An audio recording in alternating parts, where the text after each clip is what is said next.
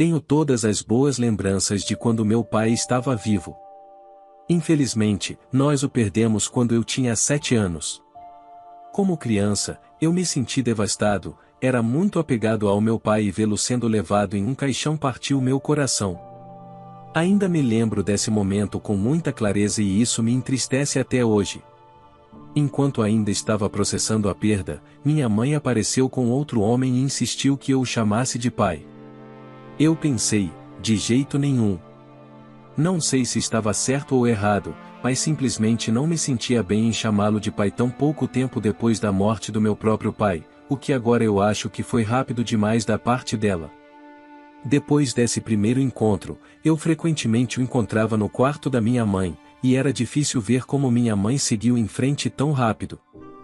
Ela nem esperou um ano antes de trazer o substituto do meu pai para casa.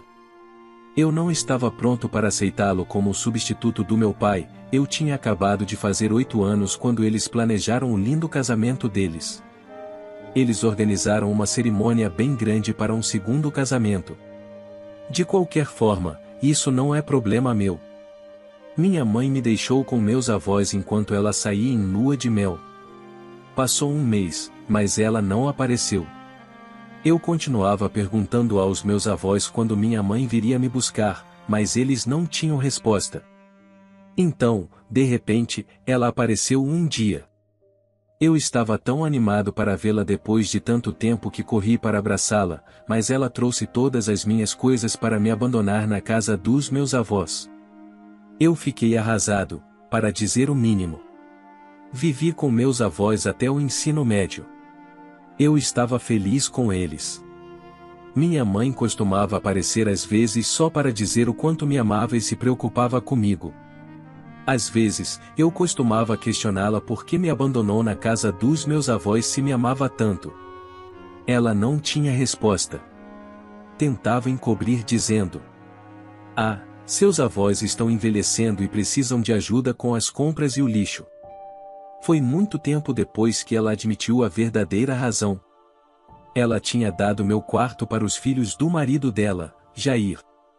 O marido da minha mãe tinha 2 filhos que se mudaram para nossa casa com Jair depois do casamento. Minha mãe priorizou a nova família dela em vez de mim. Era natural eu me sentir deixado de lado por isso. Então, eventualmente, parei de incomodá-la. Depois do ensino médio, saí da casa dos meus avós, mas os visitava frequentemente. Eles foram como salvadores para mim. Eles me criaram. Se não fosse por eles, minha infância teria sido arruinada. Agora tenho 24 anos. Depois de trabalhar um ano em marketing, pensei em começar meu próprio negócio. Precisava de capital para isso, então pensei em alugar minha casa. Ah, se eu não mencionei antes, aqui vai uma surpresa para minha mãe e a amada família dela, a casa em que eles vivem me pertence. Sim, é isso mesmo. Meu pai fez um testamento no leito de morte e me deixou meticulosamente até o último centavo que ele tinha, incluindo a casa. Eu era uma criança quando o advogado leu o testamento dele depois do funeral, mas pela expressão no rosto da minha mãe, posso dizer com certeza que ela não gostou nada disso. Mais tarde, soube que ela tentou várias vezes anular o testamento, mas perdeu todas as vezes. Meu pai fez o testamento muito preciso, deixando claro que a casa seria minha, mas eu só poderia vendê-la ou alugá-la depois de completar 21 anos. Até então, ninguém podia tocar na propriedade. Meus avós acreditam que meu pai provavelmente previu o plano da minha mãe e por isso fez um testamento rígido. Caso contrário, ela poderia ter me manipulado na infância para ceder a casa. No mês passado, liguei para minha mãe para informá-la sobre meu plano de alugar a casa, mas ela não atendeu minhas ligações. Esta semana, quando fui ver meus avós, disse a eles que estava planejando ganhar um dinheiro extra com a casa. Eles tiveram uma reação estranha. Perguntei o que estava acontecendo e eles disseram que eu talvez enfrente muita resistência para desalojar a casa da minha mãe, porque a enteada dela está grávida de um adolescente que fugiu das responsabilidades. Além disso, Jair perdeu o emprego de tempo integral e está trabalhando em uma loja à tarde. Então, basicamente, eles estão em uma situação financeira ruim agora. Realmente não sei o que fazer. Quero dizer, eu também preciso dessa casa agora. Larguei meu emprego e preciso de capital para começar meu negócio. A situação ficou bastante dramática. Meus avós me informaram que minha mãe e a família dela estão passando por um momento difícil. Então é possível que eu não consiga tirar eles da minha casa. Pensei em informar a minha mãe sobre meu plano e dar alguns meses para eles se reorganizarem. Antes, estava pensando em dar um aviso de 1 mês. Mas, sabendo da situação deles, pensei em dar de 3 a 4 meses. Como minha mãe não atendia minhas ligações, fui vê-la em casa. A casa já não era como antes e minha mãe também não. Ambos tinham uma vibe fria. Talvez ela tivesse percebido o motivo da minha visita. Ao me ver na porta, ela deu um sorriso falso e me abraçou de forma meio desajeitada. Não nos víamos há muito tempo. Sim, ela vinha me visitar depois que eu entrei na adolescência, mas eu tinha me tornado amargo com ela, e com razão. Mesmo depois de tantos anos, ela nem se deu ao trabalho de perguntar como eu estava. Não queria saber nada sobre mim. Filho, deve ser algo importante que te trouxe até minha porta. O lado complacente em mim disse: Ah não, nada importante, só vim te ver. Faz tempo. Ela sorriu e disse: Claro. Houve um silêncio desconfortável por uns 5 minutos até eu me levantar para ir embora. Definitivamente, foi desagradável. Não me senti bem-vindo.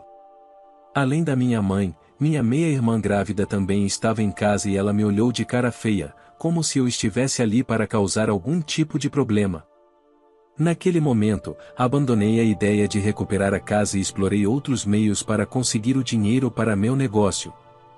Mas minha mãe cruzou todos os limites do narcisismo. Na semana passada foi o 15º aniversário da morte do meu pai. Meus avós organizaram uma pequena cerimônia de oração na igreja. Como estava na cidade, decidi fazer uma cerimônia decente, alimentando os pobres e dando alguns presentes para crianças carentes. Convidei meus amigos e parentes para a oração. Também enviei um e-mail para minha mãe convidando-a, mas ela não respondeu. Quando rastreei, descobri que ela nem tinha aberto. Esse foi meu primeiro e-mail para ela. Pensei que tinha ido para o spam ou algo assim. Então apareci na casa dela novamente. Dessa vez, minha mãe não estava em casa. Minha meia-irmã, Cassiana, atendeu a porta sem um oi e sem cumprimentos. Só uma pergunta direta. Você está de volta? O que foi agora? Eu disse que estava ali para ver minha mãe. Ela respondeu: Com a forma como ela falou com você da última vez, acha que ela quer te ver de novo? Ela disse isso de forma tão direta que eu não entendi de imediato e falei que estava ali para convidar minha mãe para a cerimônia de oração do meu pai. Ela riu na minha cara e disse: Isso foi há séculos. Você ainda está apegado a isso? Supere. Eu disse: Desculpa, ele era meu pai e não é da sua conta comentar. Ela revirou os olhos e foi para o quarto. Eu fiquei lá como um idiota por mais alguns minutos e então deixei uma nota para minha mãe na mesa, pedindo que me ligasse de volta. Ela me ligou no dia seguinte e eu contei sobre a cerimônia de oração. Ela ficou em silêncio por 1 minuto e então disse que não poderia ir porque tinha que levar Cassiana a um check-up.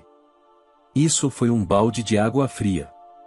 Quero dizer, ela poderia ter dito que tentaria, mas rejeitar de imediato foi decepcionante.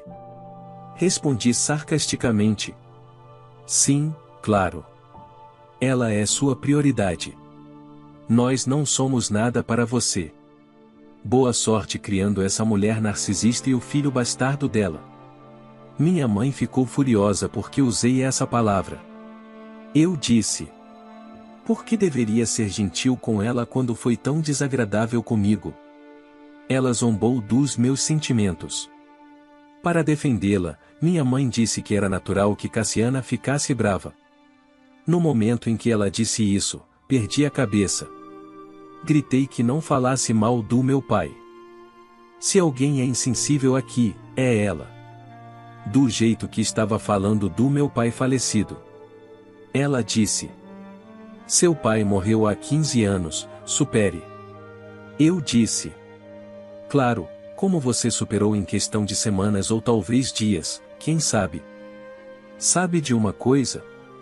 Não precisa vir. Meu pai não gostaria da sua oração depois de ver suas verdadeiras cores. Desliguei o telefone depois de dizer isso.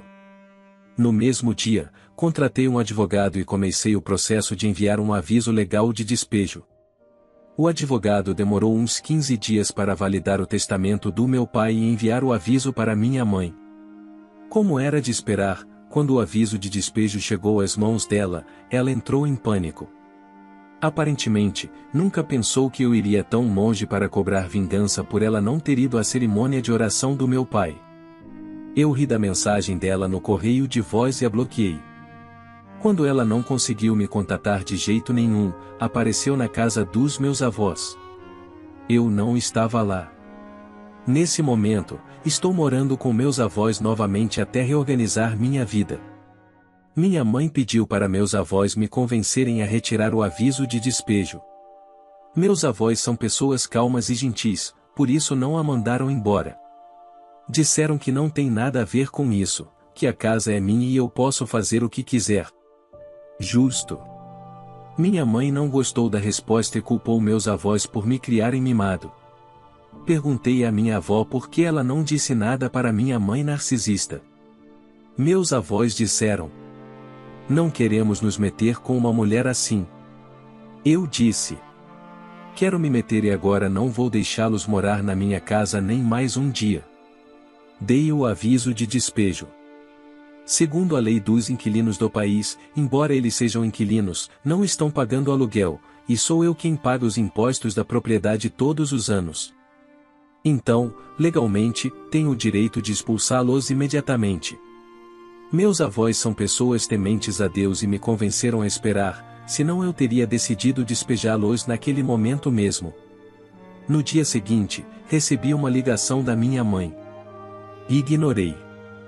Ela fez o mesmo comigo quando eu ligava. Ela me mandou uma mensagem dizendo que era urgente falar comigo. Respondi que precisava verificar minha agenda para ver se estaria na casa dos meus avós. Isso não caiu bem. Ela mandou uma resposta longa dizendo que estava tentando se impor. O que fiz com o e-mail dela de 5 parágrafos? Nada. Isso mesmo, não respondi. Talvez ela tenha entendido que eu não cederia à pressão dela. Durante minha infância, sempre que eu chorava ou fazia birra para ir para casa, em vez de me consolar, ela me repreendia e pedia para eu me comportar. Repreendia para eu ser um bom menino e não fazer birra. Esse era o estilo de criação dela e funcionava para mantê-la feliz e não me incomodar com ela. Eu parava de chorar, mas depois que ela ia embora, eu ficava num canto da casa por horas. Chega disso. Agora é a vez dela ficar sozinha, mas, tristemente, não terá um canto só para ela. Então, ela veio me ver e, deliberadamente, a fiz esperar 1 hora. Ela estava ansiosa. Pedi aos meus avós que ficassem fora disso. Ela continuava perguntando por mim e eles diziam que não sabiam, que ela deveria esperar no meu quarto. Quando cheguei para vê-la, ela me olhou como se dissesse: bem, onde você estava? Estou esperando aqui há 1 hora. Mas não disse nada, absolutamente nada. Ela se sentou lá com cara séria. As pessoas na situação dela teriam tentado me agradar, mas ela se manteve firme em seus argumentos. Bem, vamos começar. Não posso ficar aqui para sempre, tenho coisas a fazer, murmurei. Ela me olhou irritada e perguntou do que se tratava o aviso. Respondi: está escrito nele. Tenho certeza de que você pode ler. Ou quer que eu leia para você? Ela ficou furiosa, me lançou o aviso na cara e disse que não ia deixar a casa por algo tão estúpido quanto um aviso. Depois de terminar de gritar, eu disse: então vamos esperar e ver as repercussões de não seguir a ordem judicial. Ela disse: eu te dei a luz. Não tente ser mais esperto que eu. Essa casa é do meu marido e minha, e ninguém pode me tirar daqui. Respondi: um herdeiro legal pode. Respondi calmamente às provocações dela para irritá-la, e consegui. Mas, no momento em que ela se referiu ao meu pai como seu marido, perdi a cabeça. Sério, você tem a audácia de chamá-lo de seu marido quando pulou a cerimônia de oração dele dizendo que era história? Você não merece a casa dele. Você é só uma ocupante ilegal e eu vou liberar essa casa de todos vocês. Ela se levantou e disse que tinha terminado de ser amável comigo e que agora eu teria que lidar com o advogado dela. Eu ri e disse: claro, vá em frente. Ainda temos 20 dias. Vamos ver o que você consegue. Então, consegui a casa depois de muito conflito. Dei um aviso de 30 dias para minha mãe e a família dela desocuparem a casa. Ela veio até mim, tentou distorcer toda a situação, mas eu a interrompi e ela foi embora. A seguinte série de eventos foi puro narcisismo da parte deles. Pode acreditar que a enteada dela, Cassiana, veio correndo até mim e ainda ameaçou apresentar uma queixa de assédio contra mim? Ela estava jogando a carta de vítima de gravidez. Eu disse: moça, gravidez não é passe livre para fazer o que quiser. Ela tentou incomodar meus avós até que mostramos as câmeras instaladas ao redor da casa. Se colocar o pé aqui de novo, vou mandar te prender, eu disse. Depois, minha mãe veio defender sua preciosa enteada e me acusou de abusar e torturar mentalmente a Cassiana, que está grávida. Disse que ia me processar por isso. Claro, deixe o juiz decidir de acordo com as imagens das câmeras, eu respondi. Quando não conseguiu mais gritar, ela se acalmou, começou a soluçar e disse: o que eu fiz de errado para te criar e você se tornar uma pessoa egoísta? Ela começou a se culpar por não ter me criado adequadamente. Na verdade, envolveu até meu falecido pai, dizendo que a culpa era dele por morrer tão cedo e não me dar uma educação adequada. Espera, se alguém tem culpa aqui, é você. Não por me criar mal, porque você nunca me criou. Fui criado pelos meus avós, e eles fizeram um ótimo trabalho. Você deveria se sentir mal por me abandonar. Mas sabe de uma coisa? Me alegra que você não tenha me criado. Vejo como você criou mal sua enteada. Toquei no assunto da gravidez na adolescência.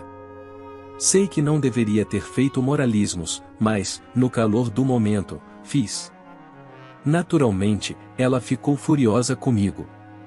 Percebi que havia cruzado o limite, então me calei.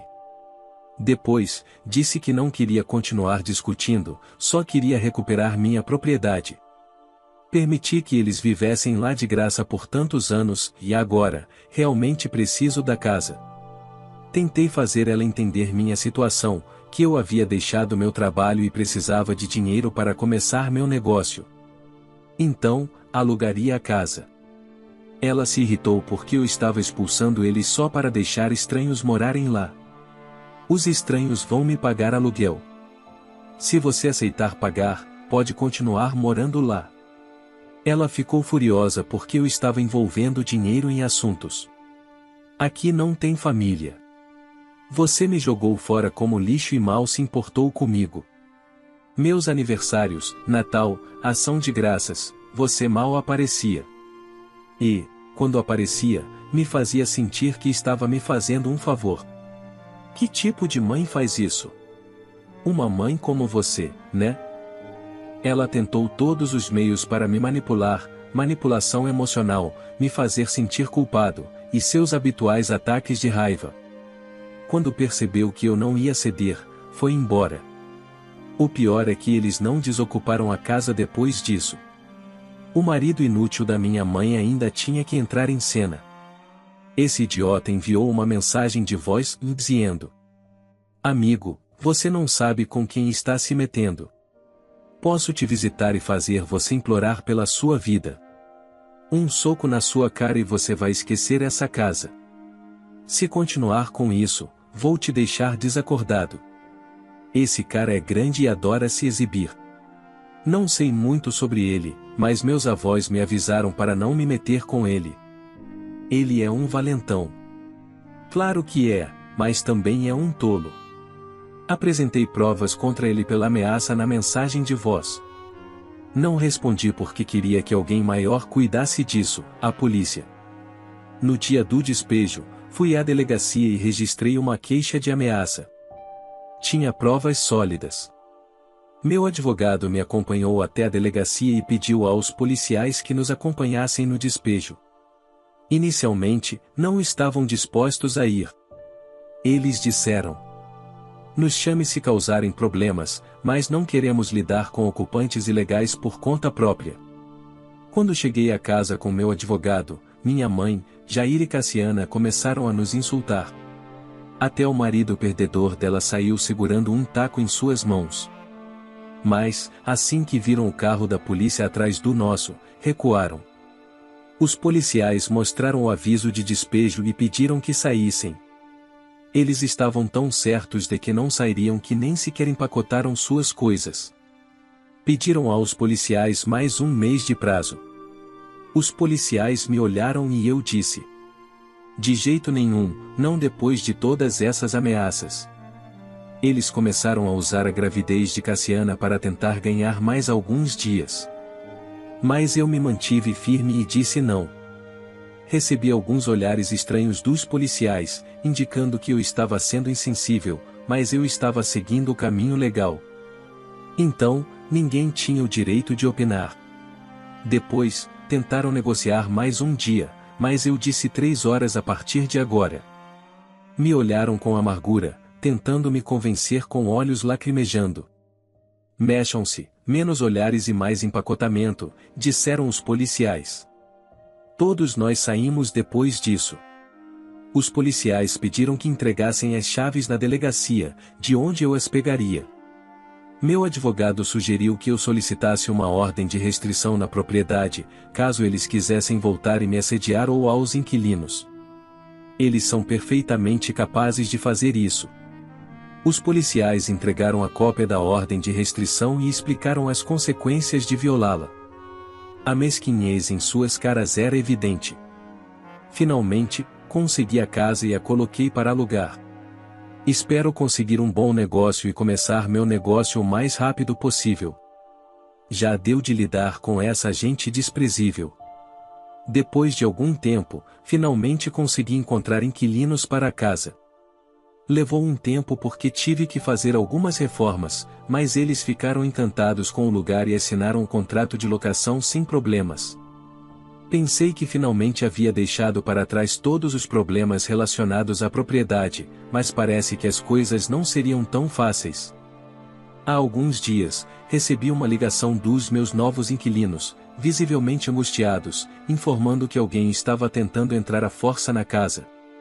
No começo, pensei que era uma tentativa de roubo, mas quando cheguei lá, tive uma surpresa desagradável. Era Jair, o marido da minha mãe, tentando expulsar os inquilinos para tomar posse da casa.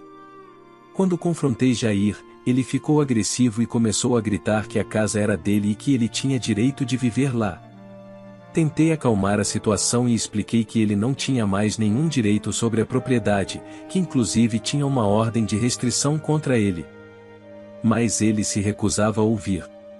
A situação estava prestes a sair de controle quando os vizinhos, alertados pelo barulho, chamaram a polícia. Os policiais chegaram rapidamente e tentaram mediar a situação, mas Jair ficou ainda mais agressivo e começou a insultar os agentes. Finalmente, quando ele tentou resistir à prisão, os policiais tiveram que contê-lo e prendê-lo por conduta violenta e invasão de propriedade, além de violar a ordem de restrição. Foi um alívio ver que a lei finalmente estava do meu lado, sem ter que pagar nada, e que Jair enfrentaria as consequências de suas ações.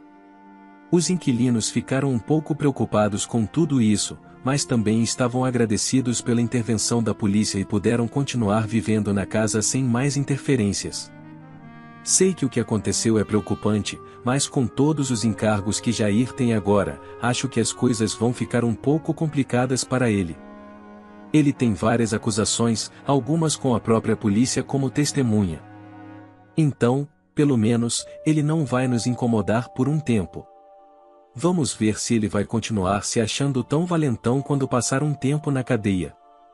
Minha mãe veio à casa dos meus avós para falar comigo e teve sorte de me encontrar, porque já encontrei um lugar barato para me mudar e não incomodar mais meus avós. Com o dinheiro que recebo do aluguel da minha casa, posso alugar algo e ainda sobrar para investir no meu negócio. Ela queria que eu retirasse algumas acusações contra Jair, mas tenho certeza de que não vou fazer isso. E nem sei se posso, já que as acusações foram feitas pelos meus inquilinos. Embora eu não conheça todos os detalhes legais, a única acusação que acho que poderia retirar seria relacionada à ordem de restrição, mas nem isso vou fazer. Dizer que minha mãe não gostou dessa resposta é pouco, mas não tem como ela me convencer de nada. Ela disse que agora tudo estava dando errado para eles e que eu não deveria adicionar mais problemas, mas nada disso me convenceu. Sei que alguns dirão que estou sendo muito duro com eles, mas acredito que fiz o correto. Dei a eles um mês para deixar a propriedade ou pagar aluguel, e não gostaram de nenhuma das opções.